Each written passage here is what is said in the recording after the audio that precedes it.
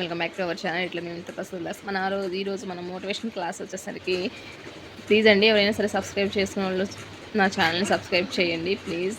నా ఇవి మోటివేషన్స్ అనేవి చాలా చాలా యూజ్ అవుతాయి అన్నమాట. మన లైఫ్లో మనకి ఎలా మోటివేట్ అవ్వాలి, ఫ్రస్ట్రేషన్ నుంచి ఎలా బయటికి రావాలి అనేవి ఈ మాటలు అనేవి నా ద్వారా నీకు చాలా యూజ్ అవుతాయి. సో స్కిప్ చేయకుండా నా వీడియోని చూడండి ప్లీజ్. 1 minute చూస్తున్నారు, please like and share subscribe my channel అండి. రావణ రాజ్యంలో ఉన్న విభీషణుడు చెడిపోలేదండి, కానీ రామరాజ్యంలో ఉన్న కైకేయి మాత్రం ఈరోజు బాగుపడలేదు. అలాగే మనం ఎక్కడున్నాం అనేది ముఖ్యం కాదు, అంటే ఇక్కడున్నామా అక్కడ ఉన్నాం అనేది ముఖ్యం కాదు. మన మనస్తత్వం, మన స్వభావం ఎలా ఉన్నా ఎప్పుడైనా సరే నిశ్చలంగా ఉండాలి. ఎక్కడున్నా ఒకేలాగా ఉండాలి, అప్పుడే మనం విజయం సాధించవచ్చు. ఏదో తెలియని భయం, ఆ భయం వెనుక ఏదో బాధ్యత, ఆ బాధ్యత వెనుక ఏదో బంధాలు. ఈ బంధాలన్నింటినీ ఎలా మనం కాపాడాలి, ఎలా సాధించాలి, ఏమి సాధించాలి, మన లైఫ్లో ఏమి ప్రయత్నించాలి అన్న ఒక బాధ, మనం ఏం సాధిస్తామో అన్న నమ్మకం, మన వాళ్ళు మన మీద పెట్టుకున్న నమ్మకం, ఇవన్నీ మనకు మైండ్లో తిరుగుతూ ఉంటాయి నా కదా. అప్పుడు ఏం చేయాలో అర్థం కాదు, ఈ అర్థమయ్యేలోపు జీవితం సాగమైపోతుంది, అవునా కదా. మనిషి ఆత్మగౌరవం దెబ్బ తగిలినప్పుడు ఆ మనసులో ఒక అగ్నిజ్వాల పుడుతుంది. ఆ అగ్నిజ్వాల నుంచి మనకు అసలు మనసు అనేది రగిలిపోతుంది అనమాట. ఆ రగిలిపోయినప్పుడు మంచిదనం అంతా తగలబడిపోతుంది, అవునా కదా. మనకు మనమే పనికిరాని వాళ్ళలాగా అనుకోవటం, మనకు మనమే ద్వేషించుకోవటం, మన మీద మనమే అసహించుకోవటం, ఇలా కొంతమందిలో జరుగుతూ ఉంటుంది. ఎందుకని నీకు నీవే నమ్మకం లేనప్పుడు, నీ మీద నువ్వే కాన్స్టెన్సీగా ఉండలేనప్పుడు నీ మనసుని పక్కన వాళ్ళు ఎలా ఉంటారనుకుంటారు. మనం మాట్లాడితే మాట్లాడతారు, మాట్లాడకపోతే అటువంటి బంధాలకు మనం విలువ ఇవ్వకూడదండి, అసలు వదిలేయాలన్నమాట. ఎందుకు నువ్వు మాట్లాడితే నేను మాట్లాడతాను అనే బంధాలు అవన్నీ నటించే బంధాలు అనమాట. అలా కాకుండా మనం మాట్లాడకపోయినా సరే మన కోసం వెతుక్కుంటూ మాట్లాడే వాళ్ళ బంధాలు ఎప్పుడైనా మనకి విలువనిస్తాయి అన్నమాట. మనుషులు నిజం తెలుసుకోవడానికి ప్రయత్నిస్తూనే ఉంటారు, నిజం తెలుసుకోవటానికి కదా. ఎంతమంది నిజం తెలుసుకోవడానికి ప్రయత్నిస్తున్నారో ఒకసారి నాకు కామెంట్ చేయండి ప్లీజ్. నటించేవాడిని నరుడు క్షమిస్తాడు, ఆ నారాయణుడు కూడా క్షమిస్తాడు, కానీ కర్మఫలం అనేది ఒకటి ఉంటుంది. ఆ కర్మఫలం మాత్రం నుంచి ఎవ్వరి వల్ల కాదు మనం తప్పించుకోవటం. ఆ నారాయణుడే ఆ కర్మఫలానికి కట్టుబడి ఉంటాడంట. సో నారాయణ కూడా మనల్ని ఏం చేయలేడు.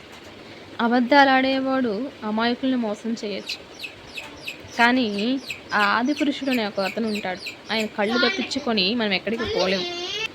అబద్ధాలు ఆడేవాడు ఇప్పుడు మనకు ఎలా ఉంటున్నాడు, ఆత్మబంధులాగా ఉంటున్నాడు, నటించేవాడు బంధువులాగా ఉంటున్నాడు, కానీ నిజాలు చెప్పేవాడు మాత్రం, నిజాలు చెప్పిన మొహానైనా సరే ఇది ఇలా చెయ్యి అనే నీతులు చెప్పిన వాడు మాత్రం పెద్ద శత్రులా తయారవుతున్నాడు. కొంతమందికి, అందరికీ ఇప్పుడున్న సమాజంలో అందరికీ తాత్కాలికంగా తీయటి మాటలు, ఐస్ చేసే మాటలు నచ్చుతాయి, కానీ నువ్వు ఇది తప్పు చేస్తున్నావు, ఇది ఒప్పు అని చెప్పేవాడి మాటలు ఎవరికి నచ్చవన్నమాట.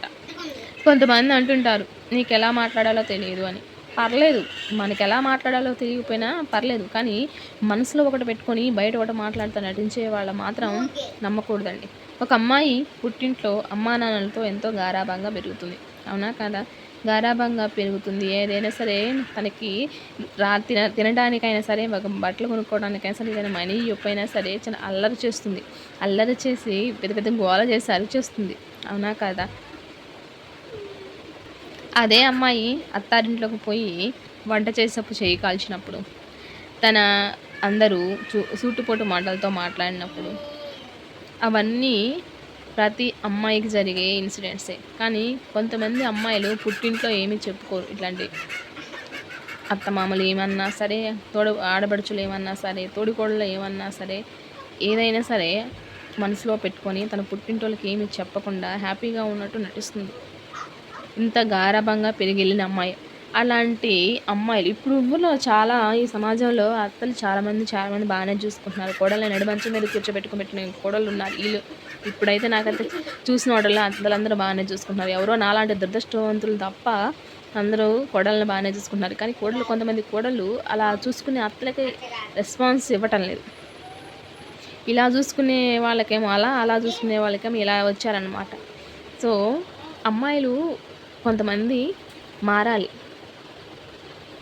ఒక్కసారి మీ ప్రేమను గనక ఇచ్చారంటే వాళ్ళు రెట్టింపు ప్రేమనిస్తారు. అవునా కాదా?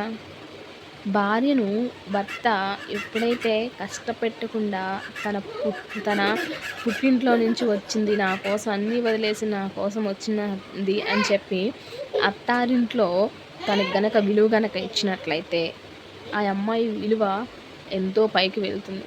అంతేకానీ కట్టుకున్న భార్యను కంటతడి పెట్టి ఆమెను వాళ్ళ ముందు నేను హీరో అయిపోవాలి అని చెప్పేసి 2 మాటలు అనేసాడే అనుకో, వాళ్ళందరి ముందు ఈ అమ్మాయి పరువేమవ్వాలి? తను పోయినాక ఈ అమ్మాయికి విలువ ఉంటుందా? తను అనేసి వెళ్ళిపోతాడండి బయటికి. అప్పుడే తోడికోడలుంటారుగా ఏమంటారు? వాళ్ళ ముందు ఈ అమ్మాయి పరువు ఎంత దిగజారిపోతుంది. అది ఆలోచించే భర్తలు ఎంతమంది ఉన్నారో నాకు అయితే ఒకసారి కామెంట్ చేయండి. కట్టుకున్న భార్యను కంటతడి పెట్టే భర్త ఎప్పటికైనా సరే భారం అవుతూనే ఉంటాడు. అలా కాకుండా కళ్ళలో పెట్టుకుని చూసుకునే భర్త గనక ఉంటే అటువంటి భర్త దొరకడం అమ్మాయి చాలా అదృష్టం. నిజానికి నిక్కచ్చిగా ఉండే మనుషులకి విలువ లేదు ఇప్పుడు. తీయటి మాటలతో తేనె పూసిన మాటలతోటి తడిగుడ్డ కోసే గొంతులుంటాయి. తడి క్లాత్ వేసి గొంతులు కోస్తారు. అటువంటి వాళ్ళకి మాత్రం రోజు. సో అందుకని మంచితనానికి మంచి రోజులు లేవు. So please like and share and subscribe my channel. నా ఛానల్ కనుక మీకు నచ్చినట్లయితే లైక్ చేయండి, షేర్ చేయండి, సబ్స్క్రైబ్ చేయండి ప్లీజ్ అండి. స్కిప్ చేయకుండా నా వీడియోని అయితే చూడండి.